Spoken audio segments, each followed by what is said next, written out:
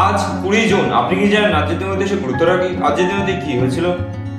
আজকের দিনে 1756 খ্রিস্টাব্দে সিরাজদৌল্লার বাহিনীদের নেতৃত্বে অন্ধকূপ হত্যাটি সংঘটিত হয়, যেখানে 146 জন ইংরেজ সৈন্যকে একটি ছোট্ট পদ্ম ঘরে আটকে রাখা হয় এবং পরবর্তীকালে 123 জন সৈন্য মারা যায়। তবে এই ঘটনার সত্যতা নিয়ে অনেক সন্দেহ আছে, কারণ এই ঘটনাটি সিরাজদৌল্লার বদনাম করার জন্য হলওয়েল নামক একজন ইংরেজ ছড়িয়েছিল। আজকের দিনে 1837 খ্রিস্টাব্দে রানী ভিক্টোরিয়া ব্রিটেনের সিংহাসনে বসেন। আজকের দিনে 1858 খ্রিস্টাব্দে গোয়ালিয়র দুর্গটি ইংরেজরা দখল করে নেওয়ার পর সিপাহী বিদ্রোহের অবসান ঘটে। আজকের দিনে 1912 খ্রিস্টাব্দে পোল্যান্ডের বিজ্ঞানী ক্যাসিমির ফ্রাঙ্ক প্রথম ভিটামিন আবিষ্কার করেন। আজকের দিনে 1861 খ্রিস্টাব্দে ফ্রেডরিক পোল্যান্ড হপকিন্স জন্মগ্রহণ করেন। তিনি হলেন একজন ইংরেজ প্রাণ রসায়নবিদ।